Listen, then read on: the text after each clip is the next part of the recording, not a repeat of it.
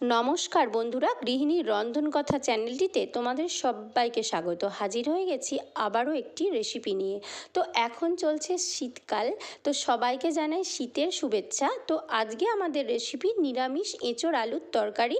তো একেবারে একদম অফ সিজন একটা রেসিপি। গোটা ভিডিওটি দেখার অনুরোধ রইল, ভালো লাগলে অবশ্যই আমাদের চ্যানেলটি লাইক সাবস্ক্রাইব করার অনুরোধ রইল। প্রথমে দেখিয়ে দেব যে এঁচোড় কিভাবে কাটতে হবে। তো এঁচোড় কাটা একটা ভীষণ কঠিন কাজ, কিন্তু খুব সহজে আমি আমার মতো করে কিভাবে কেটেছি সেই ভিডিওটি তোমাদের সঙ্গে শেয়ার করে নিচ্ছি। প্রথমে এভাবে হাতে আর বটিতে একটু তেল মাখিয়ে নিতে হবে। আর একটা মাঝারি সাইজের এঁচোড় আমি এখানে নিয়েছি। তো এঁচোড়টা মাঝখান দিয়ে প্রথমে এভাবে হাফ করে কেটে নেব। তো প্রচুর আঠা তোমরা দেখতে পাচ্ছ। তো এই আঠাটা কীভাবে রিমুভ করতে হবে, তো জলেতে দুটো ফালি ভালোভাবে ধুয়ে নিতে হবে। তো এবার দেখো ম্যাজিকটা, তো দেখো আটাটা কিন্তু অনেকটাই রিমুভ হয়ে গেছে, আঠা নেই বললেই চলে। তো দেখো আমি দেখিয়ে দিচ্ছি, আঠাটা কিন্তু একেবারে নেই বললেই চলে।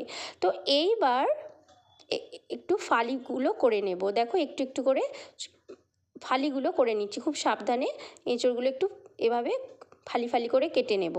তো এবার খোসাটা সাবধানে একটু ছাড়িয়ে নিতে হবে।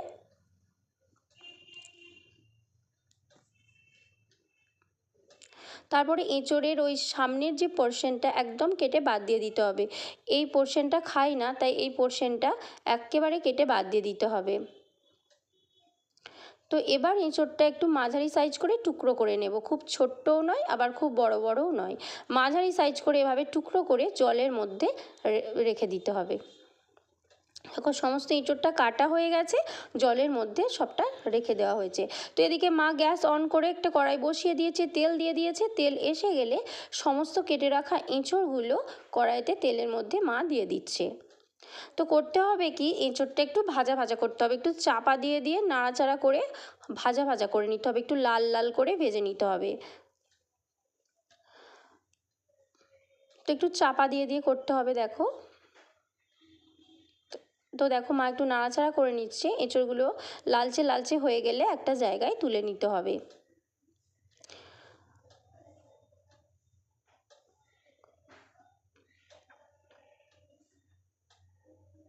তো দেখো এঁচোড়গুলো এবার লাল লাল হয়ে এসেছে, দেখেই বুঝতে পারছো। এবার মা একটা জায়গায় তুলে নিচ্ছে। তো এবার দেখো আর কি কি নিচ্ছি। এখানে দেখো আলুগুলো একটু দমের মতো করে কেটে নিয়েছি মাঝারি সাইজ করে। আর এখানে রেখেছি ধনে পাতা, আর একটি টমেটো 4 ফালা করে রেখেছি। আর এখানে রেখেছি মটরশুঁটি। তো শীতকাল মানেই হচ্ছে মটরশুঁটি। তো এবার দেখো ওই তেলেই মা দিয়ে দিচ্ছে আলুগুলো। তো আলুগুলো লালচে লালচে করে ভেজে নিতে হবে, একটু চাপা দিয়ে দিয়ে ভাজতে হবে। তো এটা একটা একদম অফ সিজন রেসিপি। তো দেখো এখানে এঁচোড়গুলো ভেজে রাখা আছে, সেটা একটু দেখিয়ে দিলাম।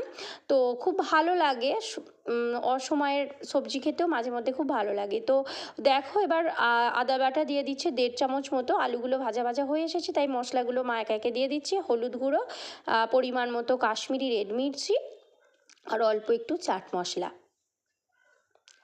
তো এবার ভালো করে আলু সহ মশলা ভালো করে কষে নিতে হবে। তো এভাবে যদি বাড়িতে রান্নাটা করো, আমাদের রেসিপিটা ফলো করে, একদম মাংসের স্বাদকেও হার মানাবে, দারুণ খেতে লাগবে। তো দেখো কষা হয়ে গেলে এবার একটু এঁচোড়গুলো, ভেজে রাখা এঁচোড়গুলো মা অ্যাড করে দিল। তো খানিকটা কষার পরে এঁচোড়গুলো দিয়ে আবারও কিন্তু ভালো করে কষে যেতে হবে। বেশ ভালো করে নাড়াচাড়া করে এঁচোড় আলু সহ মশলা বেশ ভালো করে নাড়াচাড়া করে কষে যেতে হবে। তো দেখো মা খুব ভালো করে কষে যাচ্ছে মশলাটা। তো দেখো এবার দিয়ে দিচ্ছে মটরশুঁটি। তো মটরশুঁটি দিয়ে আবারও ভালোভাবে নাড়াচাড়া করে নিতে হবে। এঁচোড় আলু সহ মশলা সহ এঁচোড় আলু ভালোভাবে নাড়াচাড়া করে যেতে হবে। তো দেখো মোটামুটি কষা হয়ে গেছে, সেজন্য মা জল অ্যাড করে দিচ্ছে। তো ছোট স্টিলের মগের একটু 2 মগ মতো জল এখানে মা অ্যাড করে দিচ্ছে। এরপরে সমস্ত সবজিগুলো ওই জলের মধ্যে ভালো করে ডুবিয়ে দিচ্ছে। তো আমরা রান্নাটি প্রেশার কুকারের সাহায্যে করব। তো মা এখানে একটা প্রেশার কুকার আমরা এখানে ইউজ করব। তো দেখো প্রেশার কুকারের মধ্যে গোটা তরকারিটা মা এবার ঢেলে দিচ্ছে। তো 3 থেকে 4টি মতো সিটি পড়বে, তারপর তাহলেই প্রেশার কুকার দেখো 3 থেকে 4টি মতো সিটি হয়ে গেছে। তো ঢাকনা খুলে দেওয়া হয়েছে। তো দেখো রান্নাটা কিন্তু দেখতে দারুণ হচ্ছে। তো এবার দেখো মা এবার কড়াইতে আবার কড়াই বসিয়ে দিয়েছে। নেক্সট স্টেপ যেটা, তো বাটার দিয়ে দিল। এবার দিয়ে দিচ্ছে গোটা জিরে, বাটারটা গলে আসলে দিয়ে দিচ্ছে গোটা জিরে আর শুকনো লঙ্কা আর তেজপাতা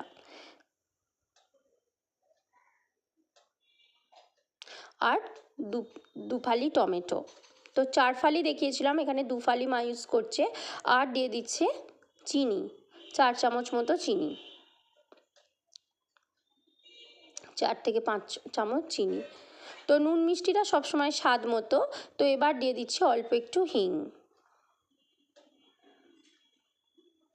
তো এবার দিয়ে দিচ্ছে কাসৌরি মেথি। তো এবার ভালো করে মশলাটা কষে নিতে হবে, ভালো করে নাড়াচাড়া করে মশলাটা তৈরি করে নিতে হবে। তো এবার হচ্ছে মেন রান্না। প্রথমে এঁচোড় আলুটা কষে নিয়ে প্রেসারে সিটি দিয়ে নেওয়া হলো। তো এবার হচ্ছে মেন রান্না। দেখো মশলাটার রঙটা একদম চেঞ্জ হয়ে গেছে, বাদামি হয়ে গেছে, একদম ব্রাউন হয়ে গেছে। তো এবার দেখো প্রেসার কুকারে সেদ্ধ করে রাখা তরকারিটা একদম কড়াইয়ে দিয়ে দেওয়া হচ্ছে। তো তরকারিটা দেখতেই অন্যরকম হয়েছে। তো এটা দারুণ দারুণ স্বাদের হয়, তোমরা অবশ্যই বাড়িতে ট্রাই করো। তো একদম এটা নিরামিষ রান্না, কিন্তু এটা খেতে দারুণ হয়। পরিমাণ মতো লবণ এবার মা অ্যাড করে দিচ্ছে।